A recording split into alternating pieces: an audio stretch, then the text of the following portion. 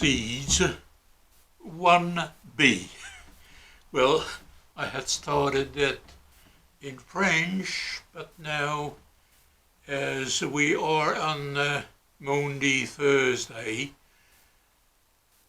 already now, well, I prefer to switch to English and to give you some words, some directions, well, to go to Jesus and to the Lord just before the celebration of Maundy Thursday, of the institution of Eucharist, and Good Friday, which is also a special day, but I don't intend to speak anymore. The readings are such that we read the book of Job. Eov is a self-enemy. He's not an enemy of God. He's not an enemy of his friends. He is the other among the living. And among the living, he is delivering a special message. It is possible to believe and to entrust God to the full. And the thing is that this proceeds of a special discussion agreement between God, the angels, and Satan. Satan, yes, says, well, take anything from the wealth of Job, because he is blessed with a lot of properties, of cattle, of sons, daughters, slaves, land, money, whatsoever. He has everything. Deprive him. Take it from him. He will curse you. God. And this discussion is at the very core of what we are going through the week of Passion. Because this agreement is a basic agreement between God and a human being, who, in the end, shows to be totally a worthy man, a man of decency, a man who really put all his faith, all his fate, his life, his soul, his spirit, his body, his limbs, into the hands of the Most High. This is an agreement that Satan cannot win. But it means that God asks something. Do not touch to the integrity of Job's soul. He should keep his mind safe. He must keep his brains, not be totally confused or lose his consciousness. He must still always be a human being. And this deal is a deal of our world in all generations, throughout the centuries. Job answered to this agreement. He never rejected, denied, cheated the name of the Lord. Yes, he may have said that he cursed the day of his birth. Well, the day of his birth also depended on the will of the Lord. But he never said anything against God himself.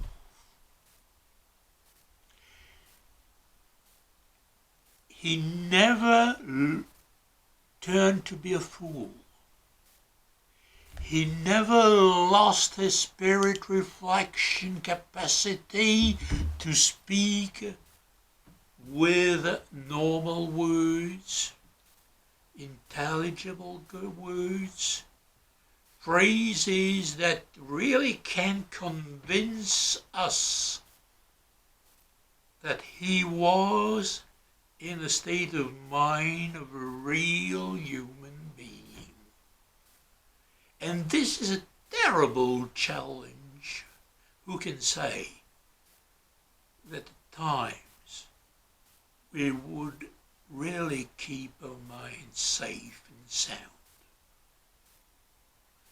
We see the way people speak, the way anybody, any power, people of power, people, politicians, well, business people, clergy people, the faithful, the workers, anywhere in the world, yes, may turn to really say, well, what doesn't matter really. We can say whatever we want just to please others. Or we may even lose our minds because suffering's too much. The deal is, do not touch to the integrity of his soul, of his spirit, which implies do not affect him, do not injure him, do not hurt him to the point that he might be diminished as a human being. This agreement is still in power and force in our days. And the way of the cross consists of this deal. How we, who intend to say that yes, we believe, we are ready to say that the Lord reigns over the creation, that the Messiah came to save us, that he did die in order to save us because he rose from the dead. We can say this. We can say this because we are never tested beyond our forces. And this is also a challenge because at times people can be overridden by all sorts of temptations, despair, feelings. Yeah, somebody wants me to do this, to understand this, to agree with this, but we are not prophets. This agreement do not touch to the integrity of a soul, which means a person has the right to remain conscious, to know what his conscience says about the reality of the nature, the spiritual growth, the liberty, the real freedom to believe or not to believe, because it is a gift, it is a grace. It is never imposed to anybody. It keeps safe and it opens the gates.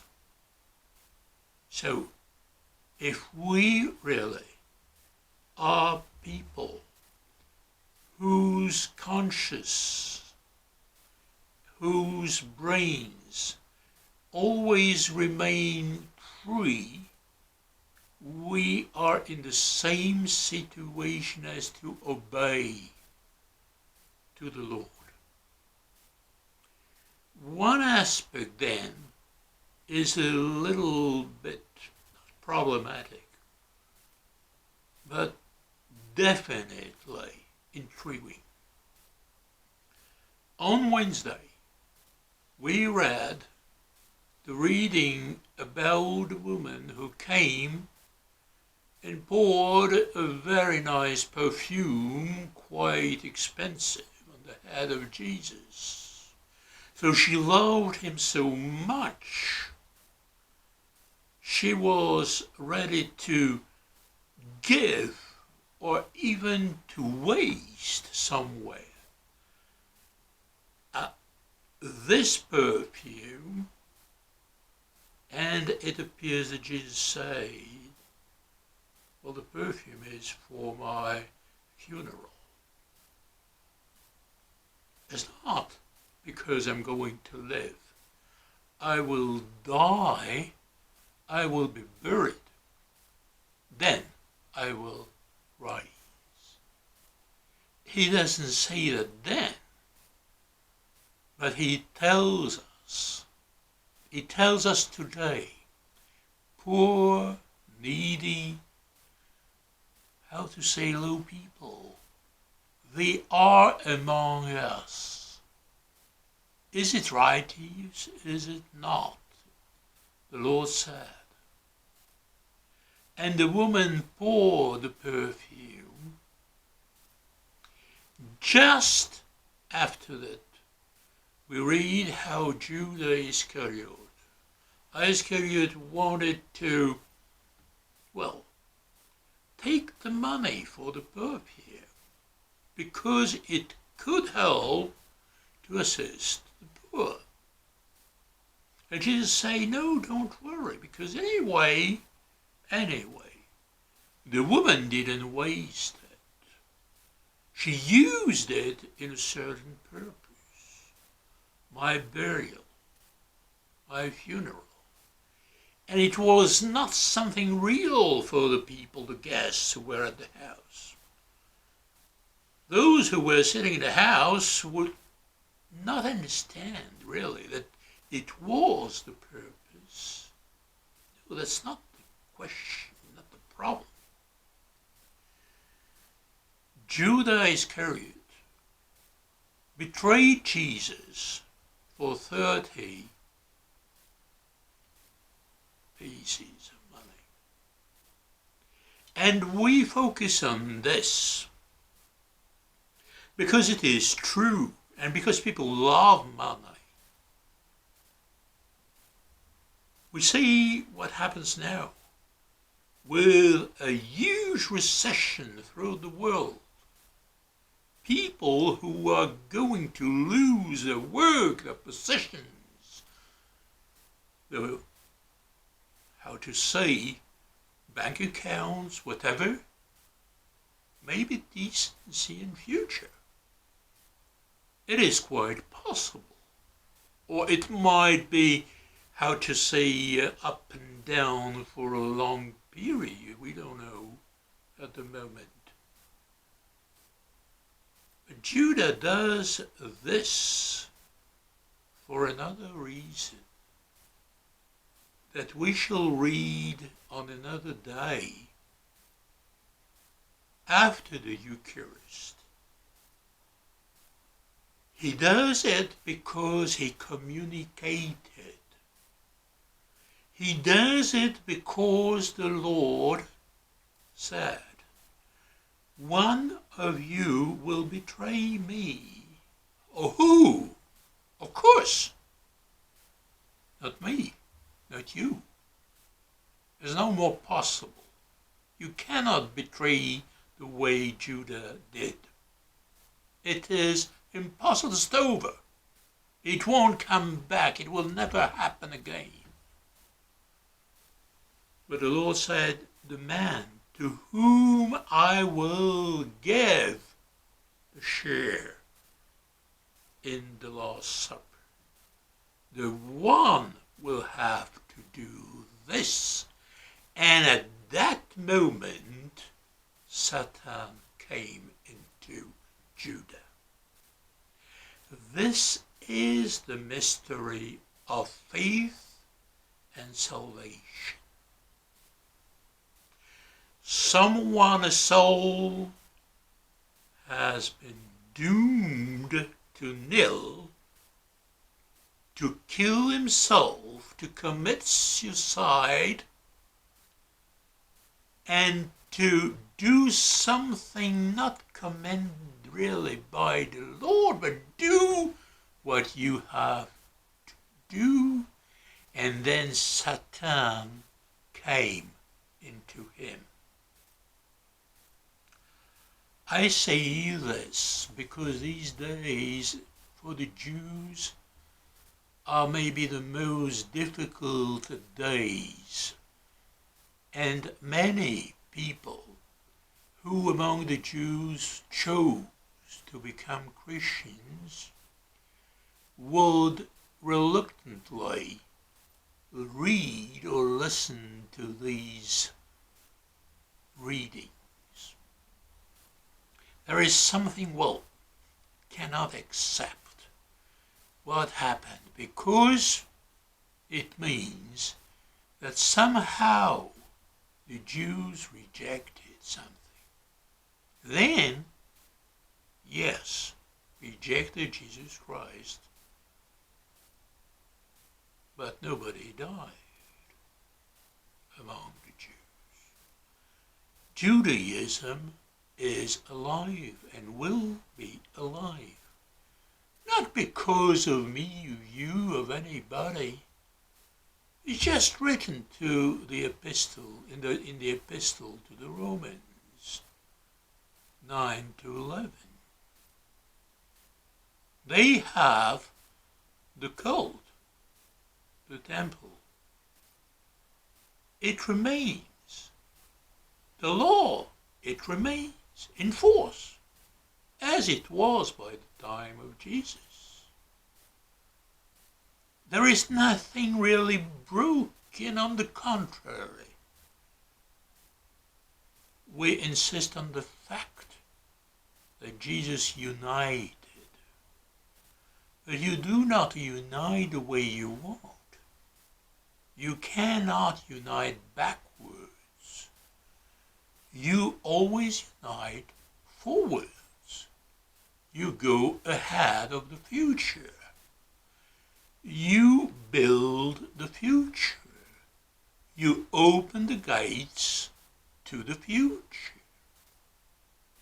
And we can do this because the Lord Jesus of Nazareth said on Maundy Thursday, during the Cena, during the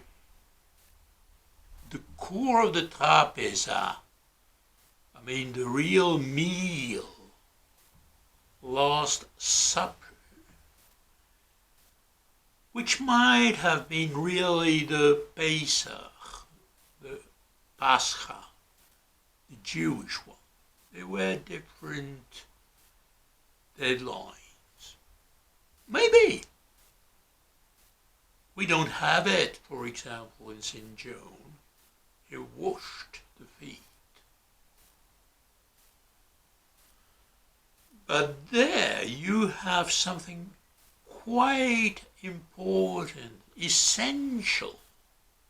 Again, it is a deal that Satan will not win.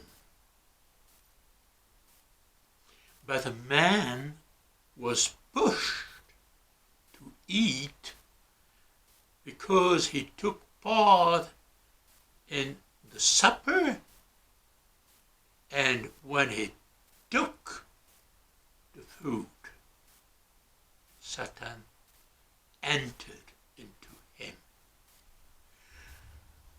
We should avoid to judge any sort of writing that we have gotten from the tradition of the fathers throughout centuries, 2,000 years, because they track back to the very, very beginning of the moment when the Lord created the world.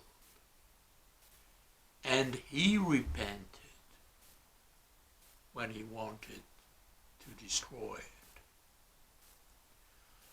Look forward of what we will not see.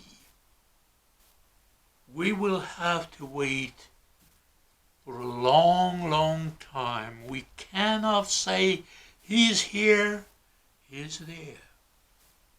We don't know the day, we don't know the time, we don't know the year, and we have so many different calendars. We can lose our mind with our calendars, by the way. Look ahead of what unity means. We cannot be thousands and thousands of churches and congregations, denominations, jurisdictions, and say that we are one.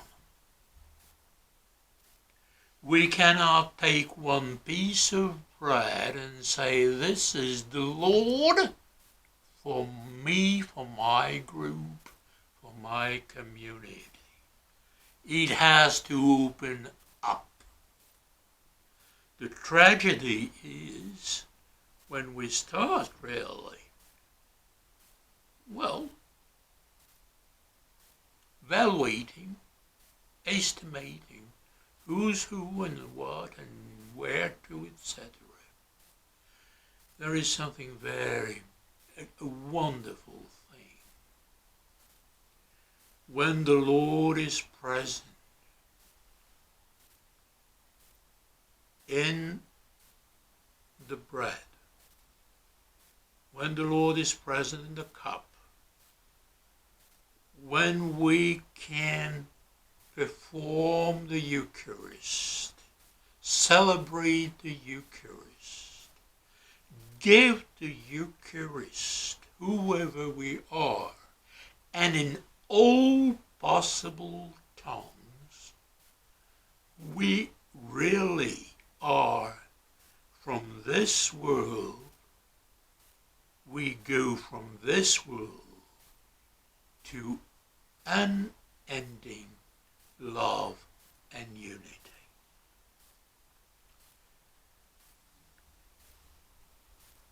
We have to pray. Well, it's just why to say we have to pray. It's so obvious. It's quite evident.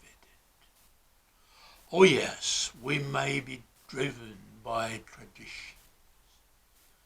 Cling to traditions, to people, personalities, to those who passed away. Blessed Lord, who gave us to reach this period of our generation, and Christ is in our midst.